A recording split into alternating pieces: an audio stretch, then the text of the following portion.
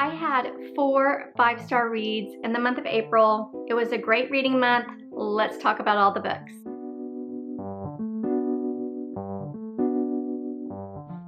Hi everyone, I'm Rhonda and welcome back to my channel, or welcome if you are new.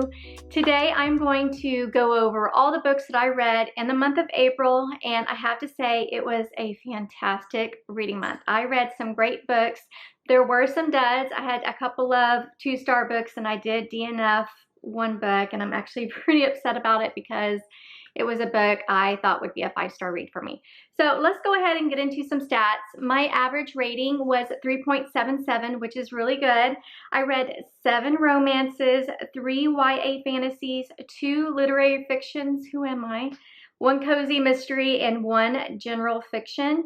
And then in terms of my April TBR, I read 5 out of the 7 books that I picked for the month of April. So we're gonna go ahead and get started. I'm going to do something a little bit different. I'm going to talk about the 1 book I did DNF, and then I'm going to jump into the 2 books that I did not enjoy so that we can get that negativity out of the way and we can get into the books that I loved. Let's go ahead and talk about the book that I DNF'd, and sadly, it is Tomorrow and Tomorrow and Tomorrow by Gabrielle Zevin.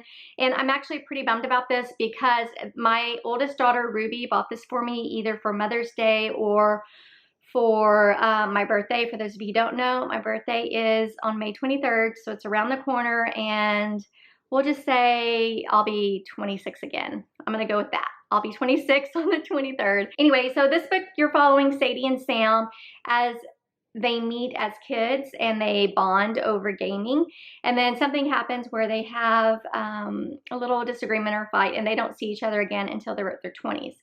And they bond again over gaming, and they decide to create a game together. So really, you're just following these kids up until their 40s as they create this company together, and they're creating games together, and their interactions and relationships with each other. So for me, I was enjoying the first quarter of the book because we were introduced to the characters, and it was also interesting to learn more about how to create games and the fact that you can go to school to do this.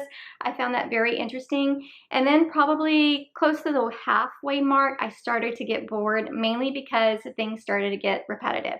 This is very heavy on the talk of creating games and the creative process in doing that. And I also wasn't enjoying the characters. I did not love Sadie and some of her choices. I really didn't enjoy any of the characters. And for that reason, I ended up DNFing it. It just wasn't for me, and that's very unfortunate because I really wanted to love this book, and I thought that this was going to be a 5-star read for me, but sadly it was not. All right, next up, let's talk about the 2 books that I did give 2 stars to, and these 2 books are newer releases, starting with a YA fantasy romance called Our Infinite Fates. And with this one, I thought for sure I was going to enjoy this because the synopsis sounded like it would be something that I would really, really love. It was pitched as The Invisible Life of Addie LaRue meets How to Win a Time War. I have not read How to Win a Time War.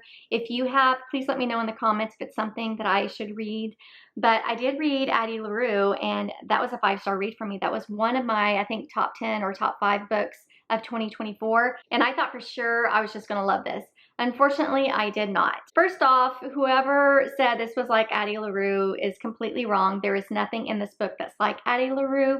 The writing is very much like a YA fantasy romance. It's very simple, basic writing, which there's nothing wrong with that. That's fine because it's geared towards younger readers. So the writing was not similar at all. The storyline was very different too.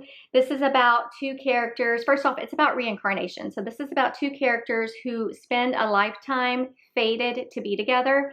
However, with each lifetime, one of them has to kill the other before they turn 18, just because if they don't, something bad is going to happen. And you as the reader, you don't know what that bad thing is, and you'll find out at the end. And because of that, it got really repetitive.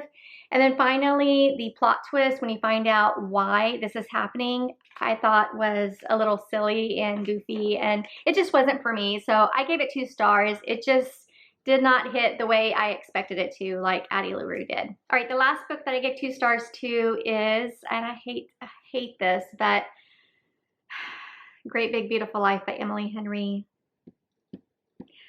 I did not love this book, unfortunately, like I thought I was going to. I'm so upset. This was one of my most anticipated reads, but here we're following two characters named Alice and Hayden.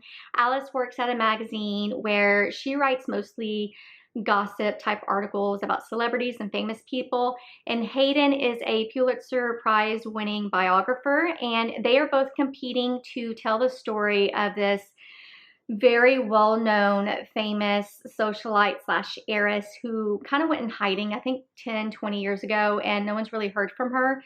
And so she has hired them to, they're both going to interview her for about a month, and at the end of the month they have to show her what they have, and she's going to pick one of them to tell her story. So this book is very much inspired by Evelyn Hugo, and I was excited about that because I read Evelyn Hugo last month and I loved it. That was a 5-star read for me, so I thought for sure this was definitely going to be something that I would enjoy. And then I also heard that the romance wasn't that much in the forefront. It kind of takes a back seat, which I was okay with. I was fine with going more towards a women's fiction or a general fiction with a subplot of a romance.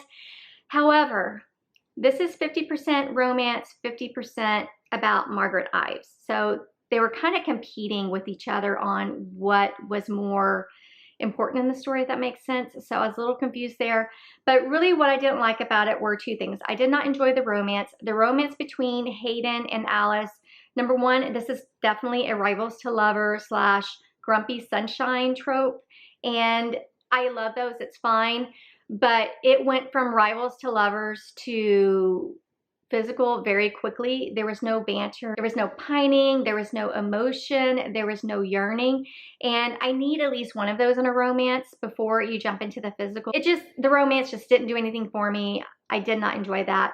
And then finally, let's talk about the Margaret Ives story. There was a heavy emphasis on her great-great-grandfather, her great-grandfather, her grandfather, and then her father. And then when it got to Margaret Ives herself and her story, her personal story about the love of her life and all the things that happened in her lifetime, I was interested in that. I didn't care about her ancestors. Yeah, it was important because you needed to know how her family made money, but I think that could have been like a little paragraph or two. I think the meat of the story was what happened with her, and that was my main issue with this. The writing was fine. This whole story just lacked heart and it lacked emotional pull, and that's why I gave it 2 stars. Now with Emily Henry, I do enjoy her and I'm going to keep reading her stories. I loved Book Lovers, I loved People We Meet on Vacation, and I love Funny Story. I gave all of those 4 stars. I did not love Beach Read for the same reason I didn't love this one, and that was the romance was just so flat for me and I just didn't enjoy it.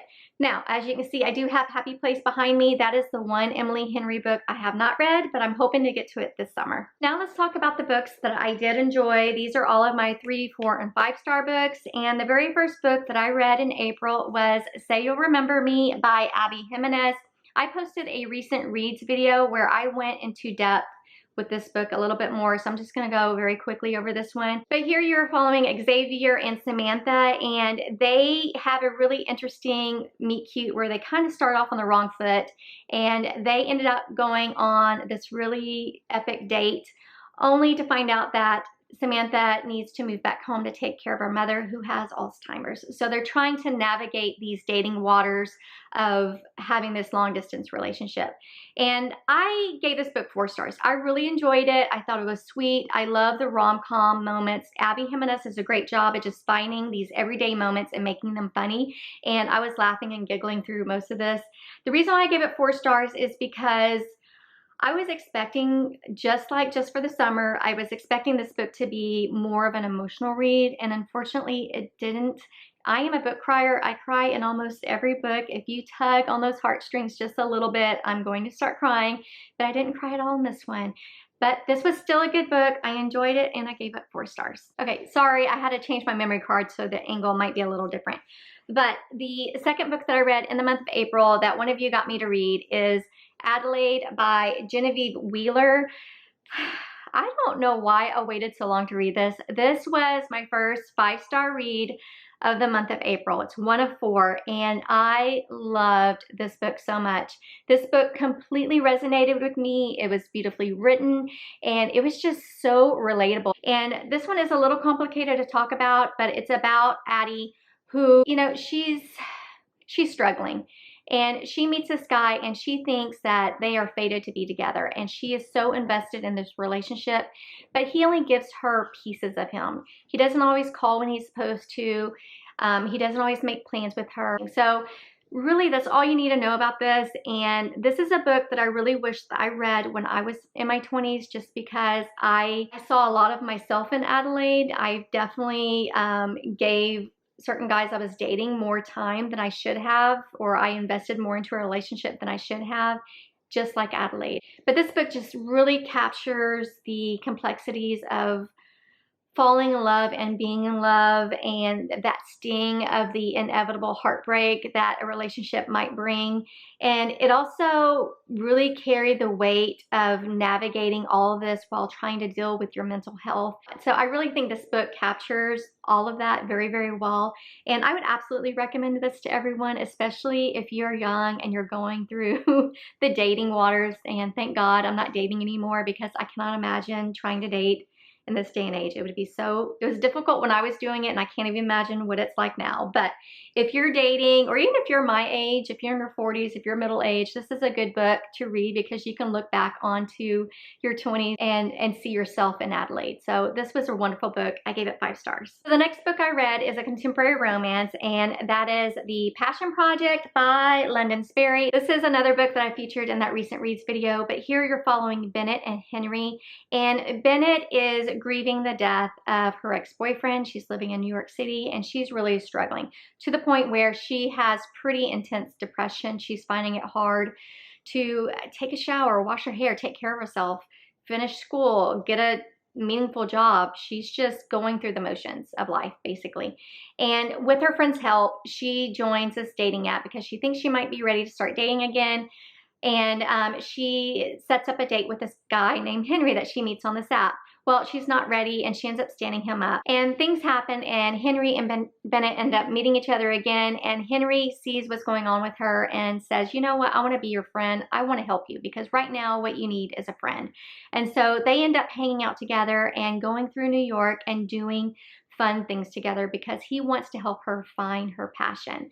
And so that is what this book is about. And it is a love story. It's kind of like a friends to lover romance, and I had a great time reading this. This author has been compared a little bit to Emily Henry, and I would say no, she's not like Emily Henry. She's more like Abby Jimenez, if I had to liken her to another mainstream author, just because she captures these everyday moments in a very funny way. This is a rom-com, so even though you're dealing with depression and grief, she finds moments to make you laugh. And I had a great time reading this. I was laughing, I was giggling, I was sighing, but I was also heartbroken for Bennett, because I knew what she was going through. I've been through grief too. I've been through depression too. And so I understood her. Now, a lot of people may be giving this 4 stars or 3 stars, mainly because they don't like the third act conflict.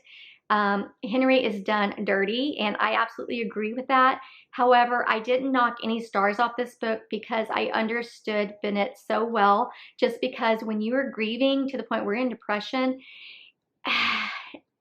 you don't think clearly. You say things you don't mean to push people away, or if you're presented with a situation that is the cause of your grief and your depression, you may not be firing on all cylinders, if you know what I mean. So I understood her, and I really love this book, and I absolutely want to read more by London Sperry, and I gave this 5 stars. This was my second 5-star read for the month of April. Next up, I started a fantasy series that was on my 25 books that I want to read in 2025, and that is Throne of Glass. So I started with this book, and I'm going to go ahead and talk about all the books that are in this series that I read this month. But I started with this book, and then surprisingly, I read The Assassin's Blade, and I'm currently making my way through Crown of Midnight. I think I'm on chapter 20, page 162. So I'm 3 books into Throne of Glass, but I read Throne of Glass first, and then one of you suggested, since I had a hard time getting into Assassin's Blade, I tried to read this first back in February, and I did a soft DNF just because I was confused as to who was who, and one of you said, you know what, I read it second, you can read it second. So that's what I did. I read Throne of Glass and then Assassin's Blade, and I thought that was a good way to go. So here in Throne of Glass, all I'm going to say is you're following Selena as she is competing to be the king's assassin. and that's all you need to know. And this one is a prequel to this whole series, so you get more of a backstory of Selena and other people that are mentioned in this book.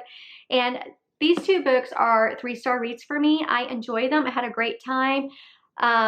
They just read a little young. I think these are more YA fantasy, but I'm not upset because I've heard that this entire series just keeps getting better and better and better. And like I said, right now I'm reading Crown of Midnight and I'm enjoying it so much more than I did these two books. So this is probably going to be a 4-star read. I'm not going to finish this until May, so I'll let you know what my final thoughts are on this book. But with these two, they are 3-star reads. I had a great time reading them. They were fine. I just know that I'm going to enjoy this series even more as I read more books. The next book that I read in the month of April is another contemporary romance, and that is Catherine Sinner's newest book that's coming out on May 20th, and that is The Love Haters. And I'm going to say, run and get this book when it comes out. I love this book and I gave it 4 stars. This is another book that I featured in that recent reads video. So go and check that video out if you want to know more about what I thought about this book, but I loved it. I gave it 4 stars. So this book is about Katie, and she works for a production company and she is about to get laid off. She believes just because the company is downsizing, and one of her coworkers says, hey, why don't you go and do this project in Key West where you do a promo video with the Coast Guard? And so she ends up going to Key West to do that project, and she meets someone who works for the Coast Guard named Hutch, and they end up meeting, and you know where it's going. This is a romance. So I just really love this book. It had me laughing out loud, it had me sighing, and it definitely had me on the edge of my seat during the last part of the book. Katie is such a quirky character. Like all Catherine Sinner's female main characters, they're all quirky. When I'm reading a Catherine Sinner book, I know that that female main character is just going to be a silly good time. There is also a little bit of an enemies to lovers trope, but there is a little bit of a twist because it is with herself. Katie needs to learn to not hate her body and not hide herself, I guess, and learn to love every piece of skin on her body. And throughout this book, you see that struggle. Overall, I just really enjoyed this book. I gave it 4 stars. I loved our quirky main character. I loved her inner monologue and banter, which is what I come to expect in a Catherine Sinner book, just because it's always so sharp and funny and full of heart. And then it also hit on a lot of emotional notes with the body image issues and Katie just struggling with love and things that have happened to her in her past. This was just a great book, and I would absolutely recommend it, especially if you love Catherine Sinner books. Definitely go pick this up. I gave it 4 stars. The last book that I talked about in that recent reads video is my favorite read for the month of April, and this is like a 6-star read. It was so good. And that is The Bright Years by Sarah Demoff. And this is a general fiction. And in this book, you're following Lillian and Ryan. You are following them as they meet and fall in love and get married and start a family. But you're also following them as cracks start to form in their marriage because they're both keeping a secret. I'm not giving anything away by this because it is on the flap, but the secrets are Lillian, before she met Ryan, she got pregnant and gave her baby up for adoption. And Ryan is hiding the secret that he is an alcoholic from Lillian. So because of those secrets, cracks start to form in the marriage, and that is what this book is about. It is about the choices we make as adults and how they affect the people that come after us in our family. This book was just incredible. The writing was absolutely beautiful. It was lyrical. The characters felt so real to me. And these characters, they're not anyone special. They're not rich and famous. They could be your neighbors next door. These are real people who have had real problems, and I really love that about the story. And then the way it tackled alcoholism in this book was very real and honest and raw. This book is told through 3 different POVs. The first chunk of the book is told through 1 POV, the second chunk is told through a second, and then the last part of the book is told through a 3rd POV. And I liked how the author organized the book in that way, just because sometimes when you have a few different POVs and it's alternating in chapters, I get confused, and I felt like this was perfect the way she set it up. This is a shorter book. It's under 300 pages, and I appreciated that just because this was an incredibly emotional book. There were so many tissues around me when I finished this. I was definitely ugly crying. This was incredible. If you haven't, please read this. It was so good. This has dethroned the favorites from my favorite reads of 2025 so far. This is now my #1 favorite book of the year. Go read it. easily a 6-star read. So after I read The Bright Years, I was so distraught and so emotional. I really needed something just light and fun. And so I picked up The Corpse in the Closet by Lucy Score. This is the second book in the Riley Thornton series, and I had a great time. I gave this one 3 stars. I do think I liked Dead Guy Next Door, and I do think that I enjoyed that book more. I gave that one 4 stars, and this one is getting 3 stars.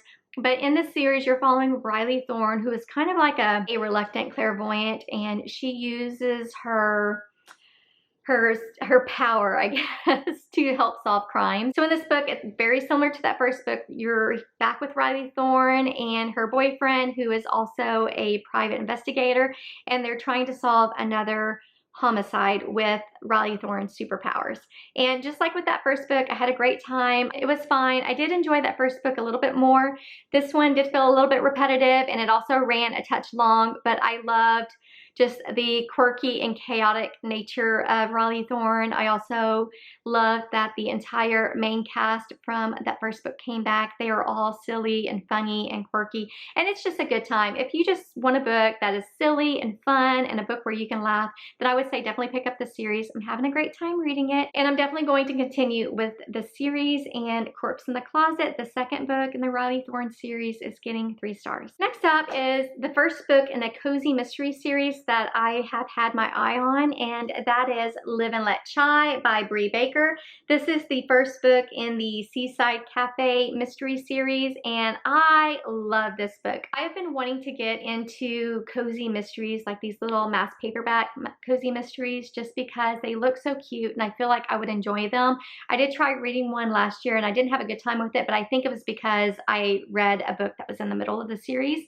So this time I decided to pick the first book, and I picked this one up because Hannah, she has a channel, The Teacher's TBR. She read this with her book club and she loved it. And then I was talking to one of my good friends about it, and she said that she also loved it. So I decided to give it a chance and loved it, gave it 4 stars. So in this book, you're following Everly as she moves back to her coastal hometown and she opens a tea cafe. However, one day the town's curmudgeon ends up dead, and next to his body is one of her mason jar teas, and people are thinking that she poisoned him. So because of that, people are no longer coming to her shop. They're kind of taking a wide berth around her so they don't have to talk to her. So in order to clear her name, she needs to find out who murdered this man. And that is what this book is about. There is also a little bit of a romance that was so sweet, and I just had a great time. I read this very quickly. It was paced very well. The writing was great, and it was just a cozy, sweet story, and had a great time with it. Was it predictable? Yeah, it kind of was, but I didn't care. It was just so much fun to read, and I can't wait to continue with the rest of the series. So if you're like me and you're looking for just a cozy mystery series to start, I would say start with this one. I think there's only like 6 or 7 books in this series, so it's not too terribly long. It's long, but not like some of these others where there's like 18 books in the series. So I'm definitely going to continue with the series, and this one got 4 stars. The next book I'm going to talk about is a book that I read on a whim. It is a romance, but I would say it's a darker romance, but it definitely toes the line with what I'm comfortable when it comes to taboo issues.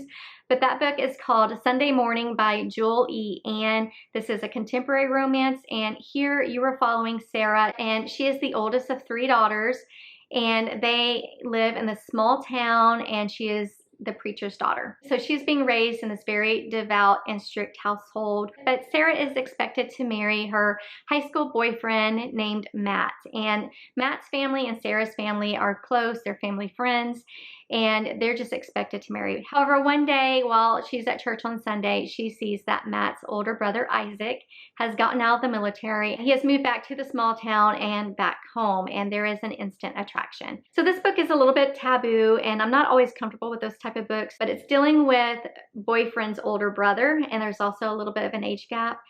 However, this was so good. And I haven't heard a lot of people talk about this book. I don't think I've heard anyone talk about it. It came out a couple of years ago, so maybe it had its moment before I was around, but I loved it. It definitely towed the line with what I'm comfortable when it comes to a spicy romance. There is some spice, but with these spicy scenes, I could read it. They were written so well, and it was so beautifully done. It was just good. It captivated me from the first paragraph. I devoured this book in a day. I started it on like a Tuesday night and I finished it on a Wednesday afternoon. I could not put it down. It was so good. It had me laughing, it had me sighing, but it also ripped my heart out and had me bawling. So if you're looking for a really good emotional read, I would absolutely recommend this book. Go pick up Sunday morning. Now this is, because there's 3 sisters, this is the first book of a 3-book series. There is a second book called The Apple Tree that I'm currently reading right now. That one's out. It's following the middle child. And then later this year, the 3rd book following the youngest sister is going to come out. So I'm going to read all 3 of them. But go check out Sunday Morning. It was so good. I gave it 5 stars. The very last book that I read in the month of April is Emma of 83rd Street by Audrey Belisa and Emily Harding. And this is an updated version of the Jane Austen classic Emma, and I absolutely adored it. And these authors are actually taking a few of Jane Austen's most popular novels and they are modernizing it, and this is the first book in that series.